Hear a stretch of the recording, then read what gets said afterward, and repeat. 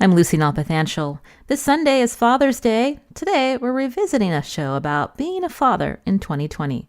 We'll be back tomorrow with a new episode. Thanks for listening.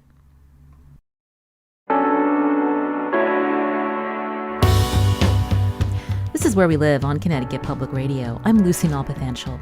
Connecticut is the seventh state to pass paid family leave, which will allow workers to receive benefits starting in 2022. It's not just for new mothers. Anyone who's employed, including fathers, will be eligible to take leave for the birth of a new child or to care for a sick relative. Coming up, we talk to a Boston College researcher about whether having paid family medical leave encourages men to take time off from work.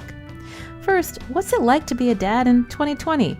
Older attitudes surrounding the role of a father cast men to be the main breadwinners and disciplinarians. But times have changed.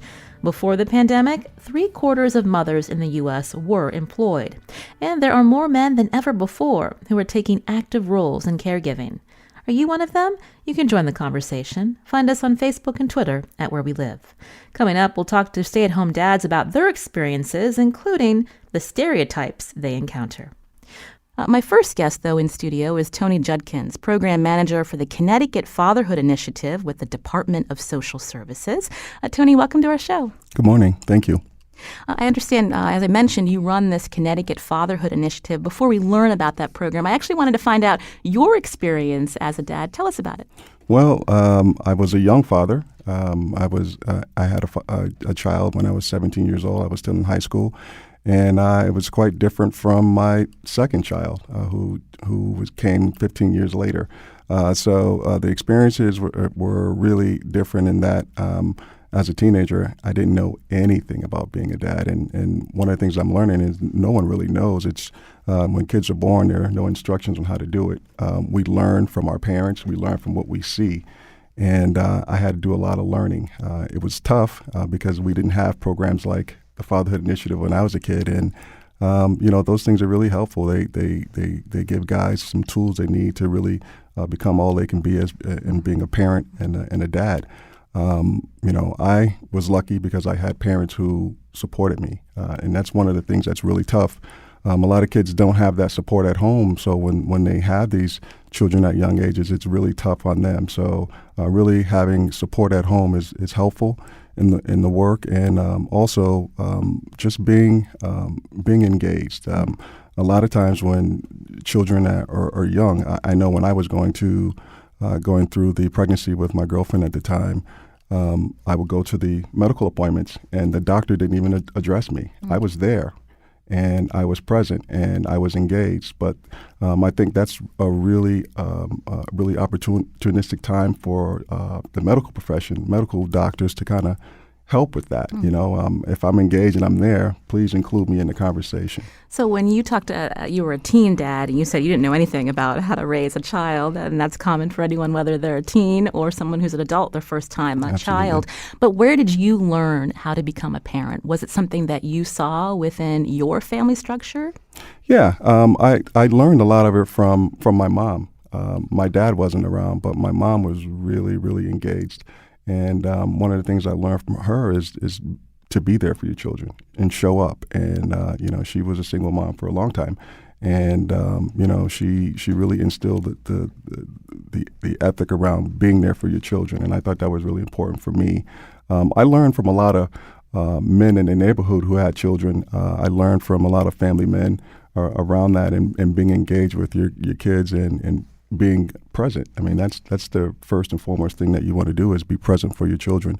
And, just because you have a child doesn't make you a man. And that's one of the things that I think was really important to learn, too, mm-hmm. is like I had a lot of growing up to do. At 17, you think you know everything in the world, but you don't. Mm.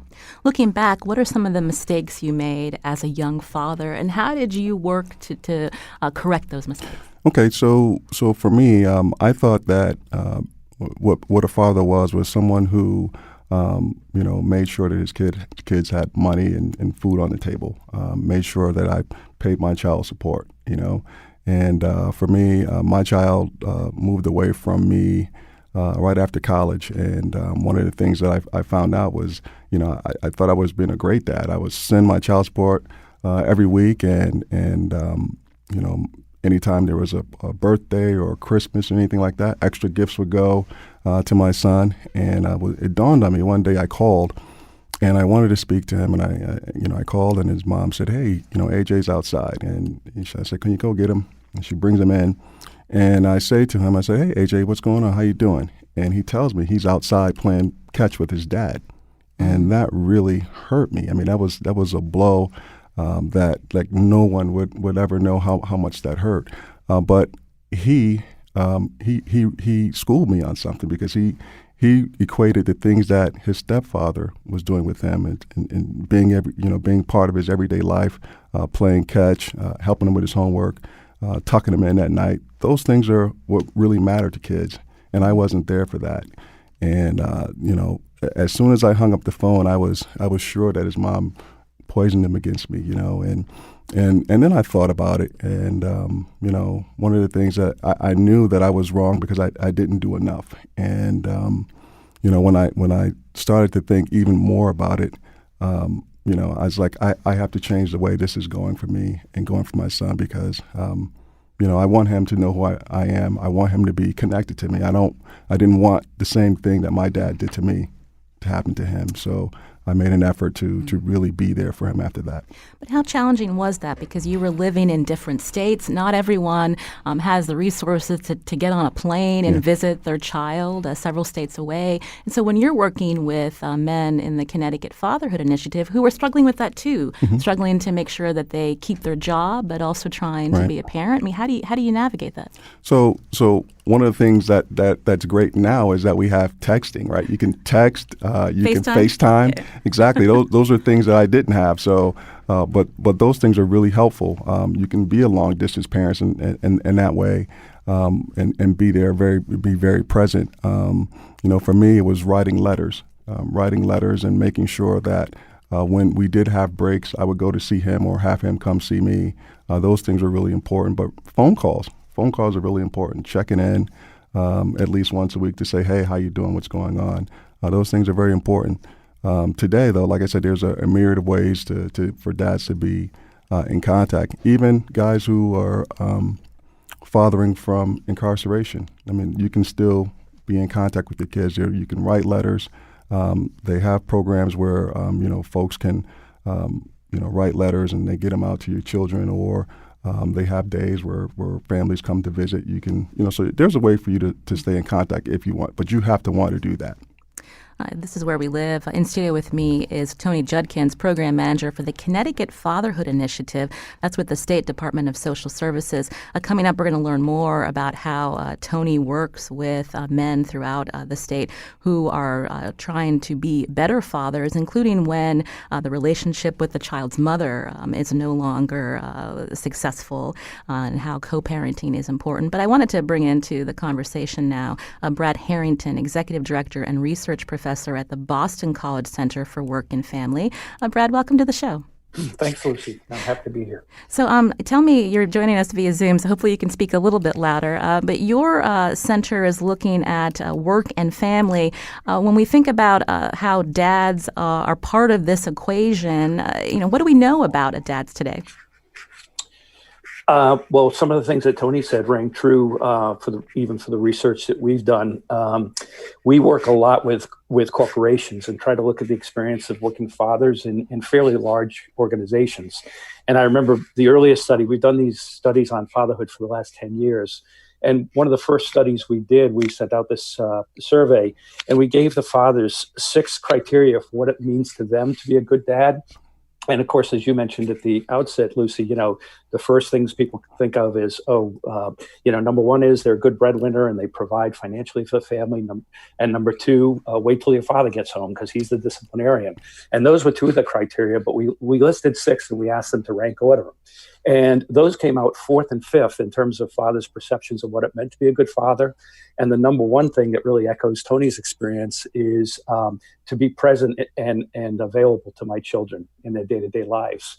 So right off the bat, in our earliest studies, we really came to the understanding that fathers really viewed their role quite seriously, in spite of the fact that I think a lot of times when people think about working families, men and fathers are often an afterthought.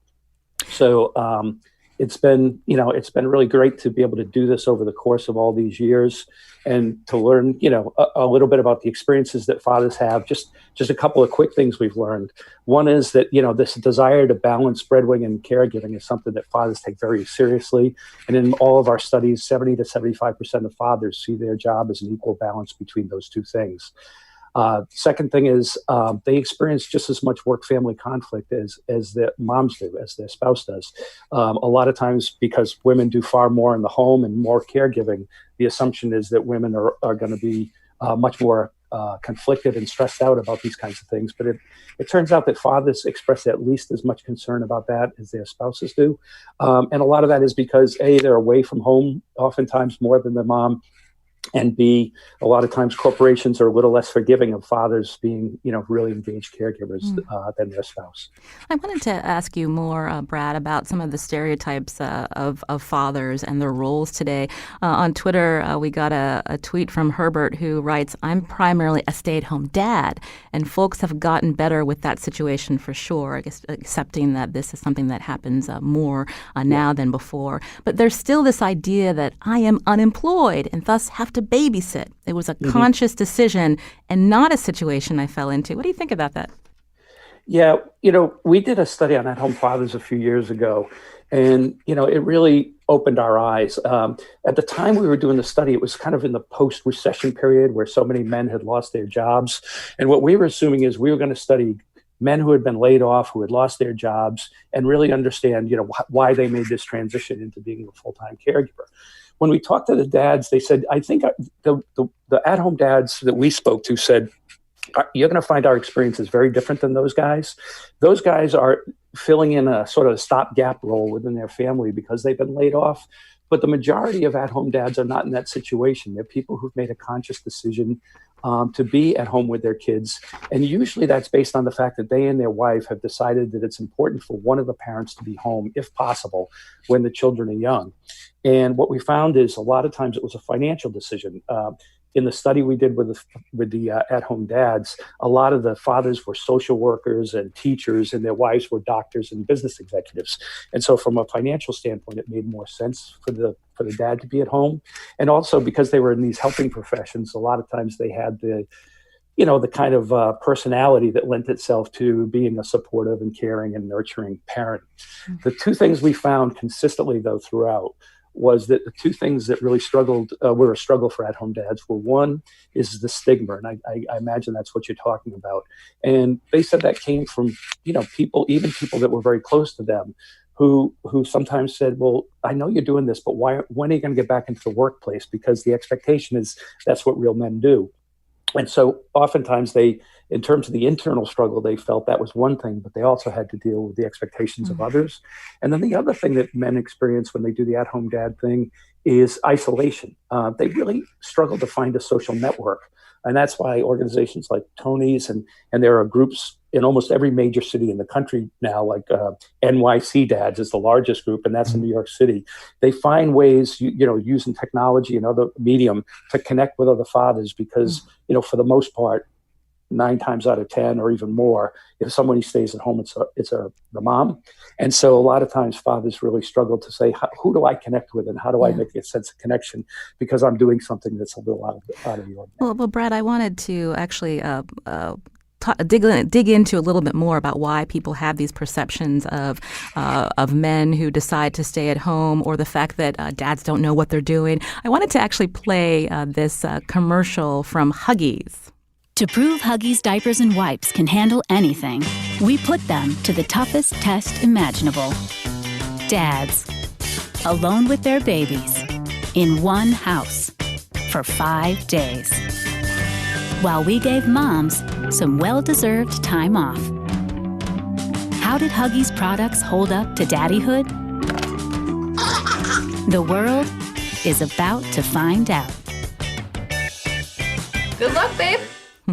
Again, that was a commercial from Huggies. My in-studio guest is Tony Judkins, who's also a father. Tony, you were shaking your head when I played that commercial. You see these and hear these stereotypes often? Absolutely. One of the things I wanted to address, though, you said when you were talking to Brad, there were guys staying at home, they were babysitting their kids. You don't babysit your kids. you parent. You parent and you caregive. So that's one of the things that we try to tell guys, because they would say that too when they come to the program. I'm babysitting no, you're not. You're being a parent. So that's first and foremost. But the other thing is, commercials have done dads a real disservice along the line. For somehow in some way we forgot that men are really important to their children, and we look at commercials or we listen to commercials like that and we see them on TV, and it seems like dads are always not knowing what to do with their children when the world falls apart when mom leaves, and that is certainly not the case. I know a lot of capable men who are taking care of their kids. If not 50% more than 50% of the time. So, that's just a stereotype, and I think that we really need to close the book on that particular stereotype, because guys can do anything, and sometimes we need help. That's fine, but we can parent, we can take care of our kids on our own as well. You're listening to Where We Live. I'm Lucy Nalpathanchel. In studio with me, Tony Judkins, Program Manager for the Connecticut Fatherhood Initiative. That's with the State Department of Social Services. And joining us via Zoom is Brad Harrington, Executive Director and Research Professor at the Boston College Center for Work and Family. Now, are you a stay-at-home dad? Several decades ago, stay-at-home dads were unheard of, but not anymore. Coming up, we're going to hear more about a Connecticut program to help men become better fathers. We also want to hear from you. You can join us. Find us on Facebook and Twitter at Where We Live.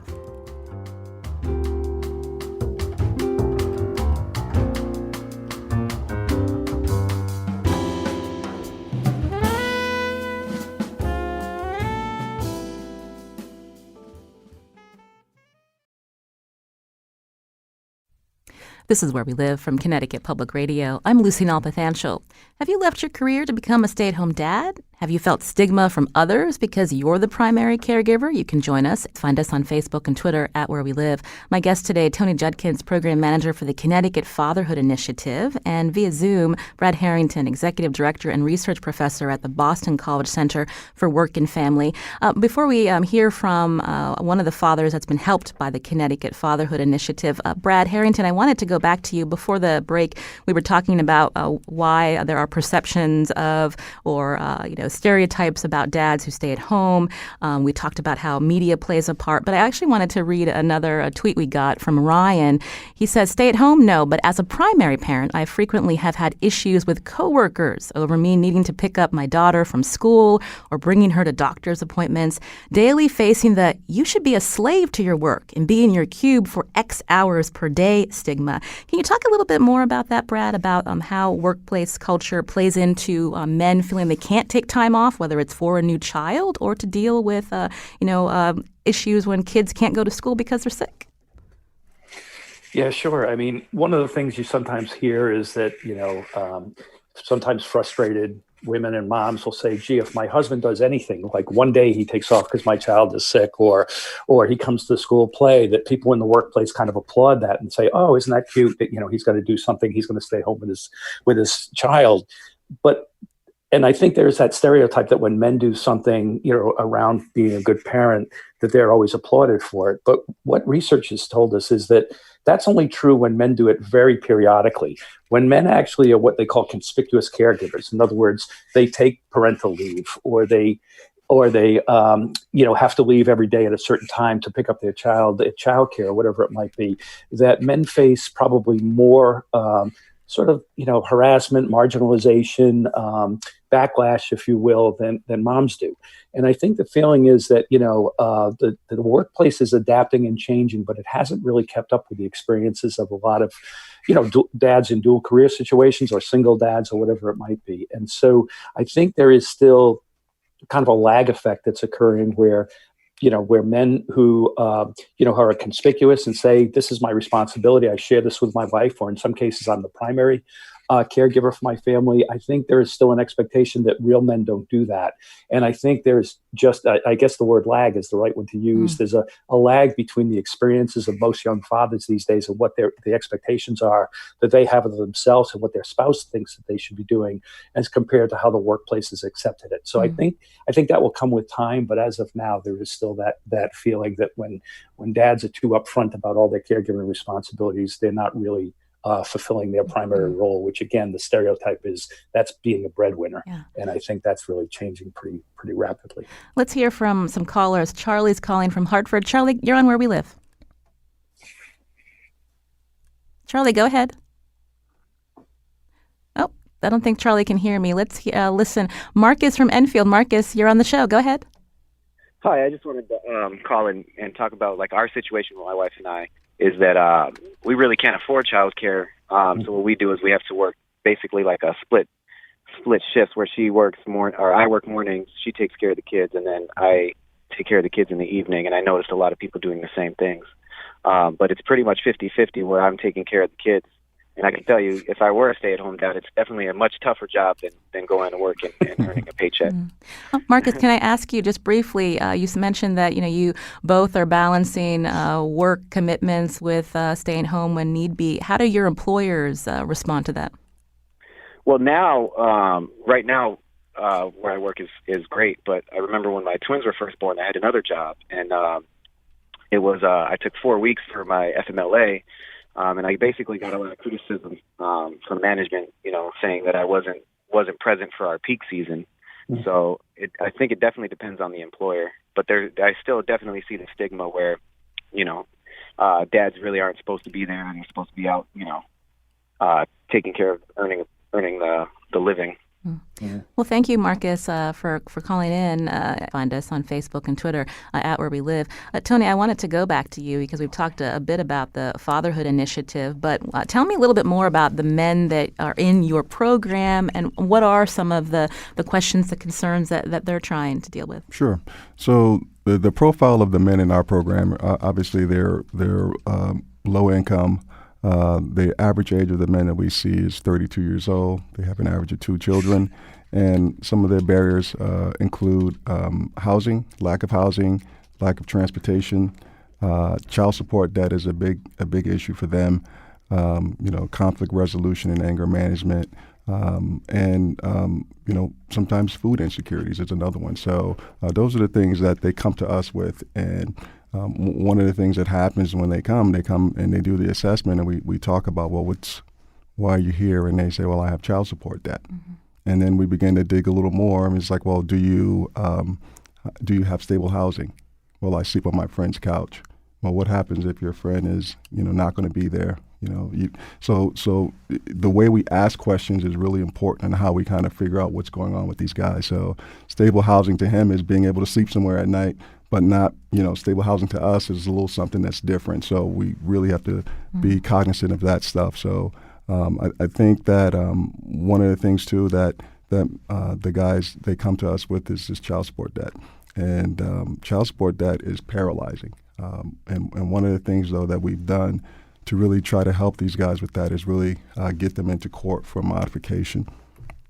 I know back in the day when guys were incarcerated around this particular piece, the child support just kept mounting. We didn't do anything around the child support debt. But now in Connecticut, our child support agency has been one of the foremost partners at the table around the work. And now here, when guys are arrested, child support is stopped until they get out of jail. So that is a big deal here in Connecticut because, when you have child support debt and you have involvement in the criminal justice system, it is hard for you to do anything. So, kudos to our colleagues over at the Child Support and Judicial and Support Enforcement Services for working on that because that's something that really kind of helps these guys at least be able to breathe a little bit around this.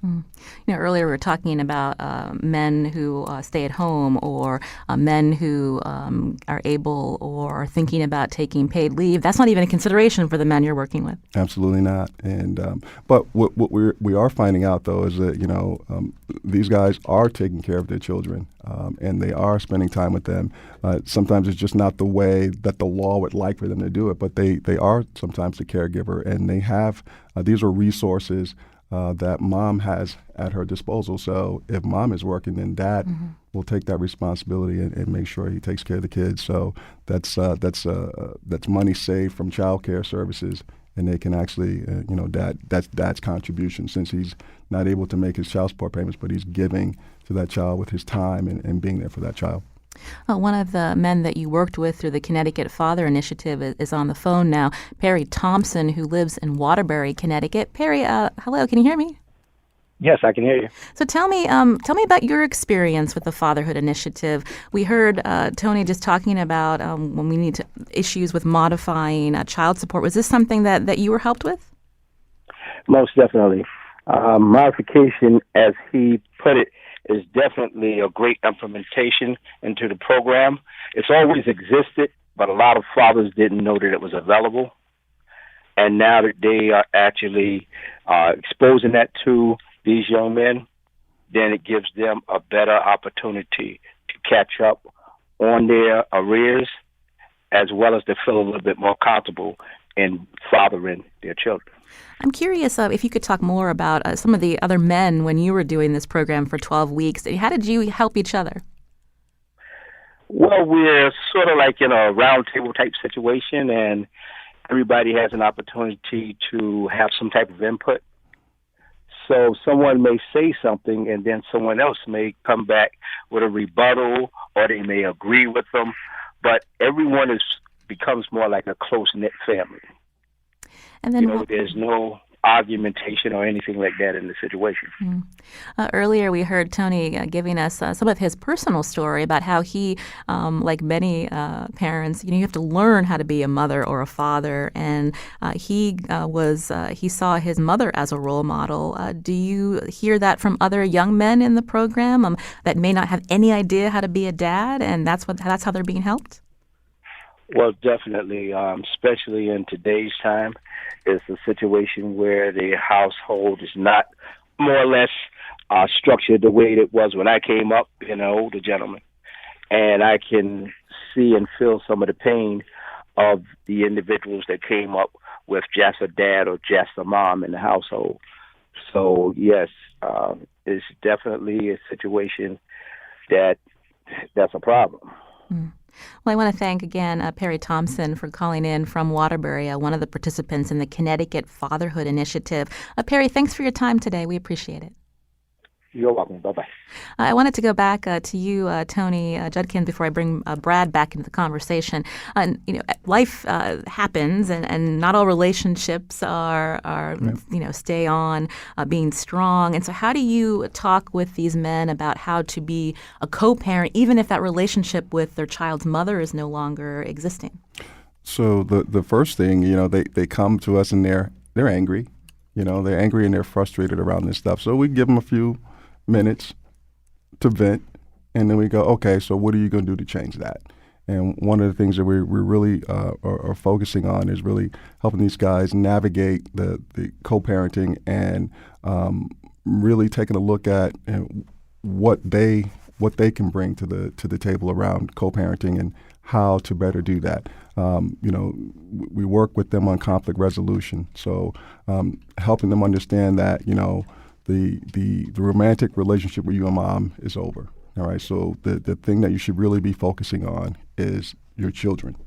And so if you can keep your eyes on the prize, that's going to help you with navigating the issues that you may have with mom. And for moms too, we want moms to really engage and be present, but also understand that this guy, this man, this father is someone who is important to these children. And if he's not in their lives, it's not insurmountable, but it really makes it tougher for children to succeed when dad is not involved.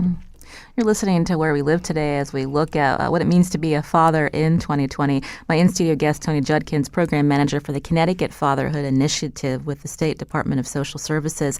And then via Zoom, Brad Harrington's with us, Executive Director and Research Professor at the Boston College Center for Work and Family. Brad, I was curious what your response is to this Connecticut Fatherhood Initiative, this idea that men are learning how to become better parents, but also working together with other peers, learning from each other. Do we need more of these kinds of programs? Oh, absolutely. I think wherever you are on the socioeconomic scale, I think one of the problems that fathers have is they just don't take the time or find the outlet to have conversations with other dads about how do we do this well. A lot of, the folks that Tony works with, and I'm sure, a lot of folks that I've done research with, they don't get paid leave. They don't have an opportunity to necessarily spend time and immerse themselves on caregiving with their kids one-on-one and that kind of thing. And they're expected to be right back at work almost immediately. And I think that because of that, they just don't have the opportunity to really immerse themselves in what it means to be a good father. And so, and fathers aren't typically as likely to network with other dads, talk about these issues. I go into a lot of organizations and corporations to talk about, the issues of working fathers. And almost invariably, what I hear people say afterwards is they'll come up to me and say, that was great, because that's the first time anybody's ever had a conversation in the workplace about what it means to be a working father. So anything that we can do, whether it's Tony's organization, these at-home fathers groups that I mentioned earlier that exist all over the country, conversations within employers and corporations and stuff like that. Anything we can do to raise the profile of this issue and make people understand that it's a challenge for fathers, because it's not necessarily something that they saw when they were growing up, because a lot of times fathers at that time period were expected to focus, as much as possible their full-time energies in the workplace. So these conversations are really necessary. Before we take another call, I wanted to go back to Tony, because talking big picture, this isn't just about helping men become better fathers, but outcomes for the family at large. Can you talk through some of those outcomes when fathers are involved both financially and emotionally? Sure. So just to kind of give it some context, in 2017, U.S. Census Bureau data says that 19.7 million children live apart from their father, and that's very alarming. But research shows when a child is raised in a father-absent home, he or she are affected in many ways. One of them is they may live in poverty. They're 4 times greater chance of them living in poverty when dad is not in the home. That's astounding. That's a big one. The other one is they're twice as likely to drop out of school. So we know that education is very important for all of us. And so when this dad is not involved with his children, your children are susceptible to dropping out of school and not getting an education. And the other big one is they're 7 times more likely to be a teen parent. And that is something that we all should be kind of really listening to, because that just starts a cycle again. If we're not doing anything to make sure that guys are connected to their children, these are the things that are going to happen. Charlie's calling from Hartford. Charlie, are you there? Yes, I'm here. Go ahead. Hi, this is Charlie. This is really enlightening hearing about this, because I'm a divorced dad. I was divorced since 2016. I had to go to the family court system, and just dealing with those stereotypes, I've dealt with them, day after day, through the family court system, the pediatrician, the school. And it's just hard for men to deal with this. I think shows like this raise awareness and makes it a little easier for dads to be there. Because I have a little unique experience. Growing up, it was my mother who left and not my father. So I grew up mostly with my father. So it was hard to really show people that the other side of the coin also exists, and that both parents should be treated equally, and they are both important in the life of the children. So I just want to thank you for a show like this.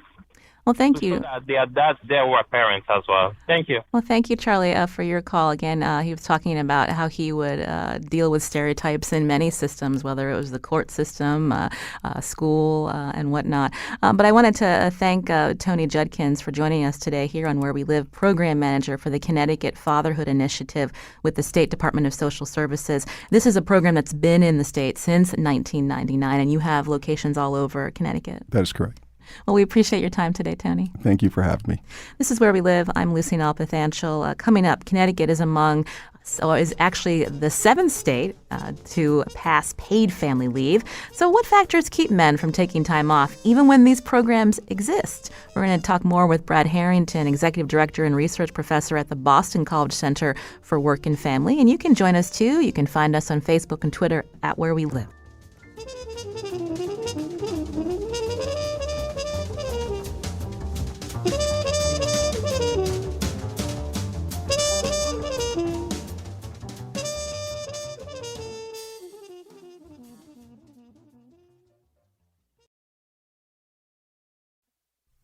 This is Where We Live from Connecticut Public Radio. I'm Lucy Nalpathanchel. Today we're talking about what it means to be a dad in 2020, now that 3/4 of women are working in the United States. My guest via Zoom today is Brad Harrington, Executive Director and Research Professor at the Boston College Center for Work and Family. Sally on Facebook writes, "My husband was stay-at-home solely due to our salaries. I made a little more, but we couldn't afford two in daycare, so he stayed home. I remember one day he came home from the park and said, 'None of the other moms will talk to me.' He felt very isolated, and it took a long time to break in with the mostly female home parents in our small town. You can join us too. Find us on Facebook and Twitter at Where We Live. Brad, I wanted to talk about the idea again that Connecticut is now the 7th state to pass paid family leave. In Connecticut, workers won't be able to receive benefits starting until about 2022. But I wanted to find out more about what the research says when programs like paid leave exist for men, whether it's working for a-for-profit or a state program like Connecticut's. What are some of the factors that lead men to take leave or maybe not? Sure.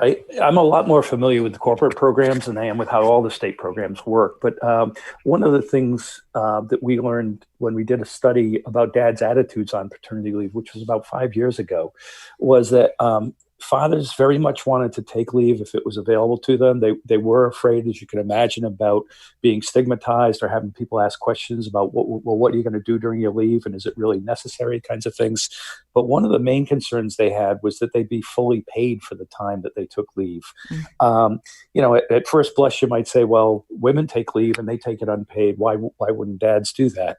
And I think that, obviously women, there's a real pressing reason why they take leave and their need to do so in terms of birth and recovery and some initial bonding. But I think a lot of times, especially if the mom has taken unpaid leave, then fathers are in a situation where they say, unless I'm paid as close to full pay as possible, it's not going to be, it's not going to be very likely I can do this. And we know, and the reason Connecticut's doing what they're doing is because the United States has very backwards policies about paid leave for parents or for family care in general. And so, given the circumstances we have, everybody's got to kind of fend for themselves financially. And so, for dads to take it, I think it's even more pressing for them in many circumstances to be paid as fully as possible. We did a study on paid leave, and we were fortunate to do it in 4 corporations, all of whom have expanded their paid leave policies. And the fathers who take leave receive somewhere between 6 and 16 weeks of paid leave. And we were surprised to see in our study that, and again, the circumstances were sort of ideal. These fathers were well educated, they were well paid, and they were being compensated 100% during this time off. But we found that 62% of the fathers took the full leave available to them. And even if they got as much as 16 weeks off, the average was they took about 80% of that 16 weeks, the dads who filled out the study that we did. And what found was not surprising. The pay was important. The fact that their leadership supported them and their coworkers supported them. The fact that they had wives who had very busy and very responsible jobs, and in many cases earned as much or more than they did, made it such that fathers said, hey, if the leave is available and if my workplace is going to support this, I am going to take it. And go ahead. I'm sorry. Curious when we talk about some of what men face in the workplace if they choose to take paid leave. Women for so long worry that if they take time off, they will be passed over for promotions, or it does impact their ability to be paid more, or in the future. And so, are you saying that within the study that you found, the men that were taking the paid leave, they didn't face those repercussions? No, they did, but it was interesting that the women in the study were just as worried about that as the men were. In fact, when we asked the men, like, if you limited the amount of time you took off, what was the limiting factor? And the number one limiting factor was a fear that it would delay my career advancement. And 50% of the dads said they had that fear, but 60% of the women had the same fear. So, what we found is when it came to the workplace, mothers and fathers had a lot of the same issues and experiences when it comes to leave. I think it's just still more uncommon for the men to take it. But one of the very positive messages we got was that 80% of the women and the men in the study, and again, this is in just a few particular corporations, 80% of the women and men said that they thought that the their organization was equally supportive of men and women taking expanded leave. And so, again, like I said earlier, we're at a period of transition, and I think there are encouraging signs that where employers step up and offer leave, if they encourage men to take it, they will do it. And yes, they face some of the pitfalls that women face in terms of what their career trajectory might be afterwards, but their concerns are no different than women's when it comes to that. I think there are some women who said they felt that when they came back from leave, their career opportunities were more limited, and that suggests there still is some unconscious or conscious bias about, well, once women have children, they're gonna take a step back career wise. But some men were concerned with that as well. You mentioned, the U.S. Really falls behind most other nations when it comes to offering paid family leave. When we look at how other countries have rolled out paid leave, do you also find that men are less likely to take leave than women? Yeah, I think it's still the case that that's true. People always point to the Nordic countries as the most advanced on these kinds of policies. And what the Nordic countries did fairly early on was to say, we'll designate a certain amount of leave that only the mother can take, a certain amount that only the father can take. And then there'll be a shared period, which the couple can decide and negotiate who's going to take the shared leave that's available. And once they did this kind of use it or lose it for men, the vast majority of men, like 90% of men, take that leave period that is designated for fathers. They don't want to lose it, and they want to have the time with the children. But when it comes to the shared leave period, there is still more of a tendency for women to take the majority of that leave. So, it's still not a kind of a universally accepted or even accepted in specific places that there is total equality in the workplace. But certainly a lot of countries are ahead of us in terms of promoting the ideas that this is very much for dads too.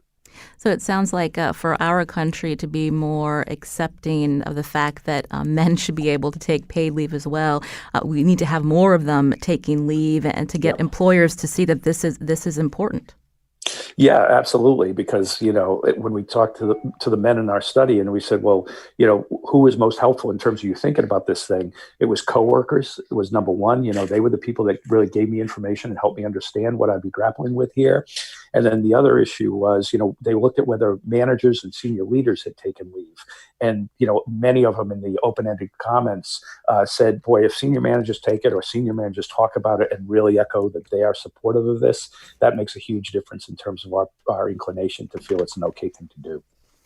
I mentioned that Connecticut is just one of 7 states and Washington, D.C. that allows paid family leave. Again, it won't be implemented until 2022. But anything that you've seen in the way states have rolled this out that might make it more equitable for both men and women to take leave?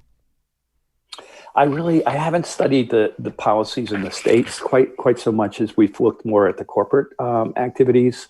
Again, the things I said a minute ago about the commitment and the communication from leaders and organizations to say this is really a good thing to do. I think some organizations also are really trying to take a positive stance in terms of saying, how do we really present role models, people that are well respected in the workplace. That people would look up to and say, geez, if they're taking it and they seem to be doing okay career-wise, that's an important thing to do. We also talked earlier about advertising and promotion and things like this. And, the media has not done any favors to men. You played the Huggies ad way back when. I think that, that was an ad that really got attacked by a lot of the fatherhood groups who said, why are you portraying men in this way? This is not the way fathers actually operate these days. And, one of the organizations we've worked with, and in fact, they were the sponsors of the parental leave study, is Dove Men Plus Care. And, Dove has tried through their men's products to really promote an image of, men are fathers too. And real men do caregiving and that kind of thing. So they've been also championing as an organization, Unilever and the Dove Men Plus Care line have been championing parental leave for all dads. And so, we need organizations that both in terms of the media portrayals are going to show that dads are really interested and engaged and involved in these kinds of things, and also organizations who try to champion these kinds of policies as being the right thing to do for mothers and for fathers. And we're seeing an organization like that sponsored our study doing a lot of work lobbying on Capitol Hill and so forth to try to say, how do we make paternity leave something that employers consider very seriously, and hopefully champion paternity leave for all dads in the country and not just a select few. As Connecticut tries to roll out this paid family and medical leave in a couple of years, again, are there incentives that the state could provide to get fathers to take it? Because as you mentioned earlier, fathers are less likely to do so, especially if they're the higher paid parent. And if they're not going to get fully paid, they worry about what that means in terms of finances. Well, the biggest thing is finances, and I don't know the Connecticut policy, but I am guessing that they are not going to get paid at 100%. So that's going to make it more challenging for them to take it.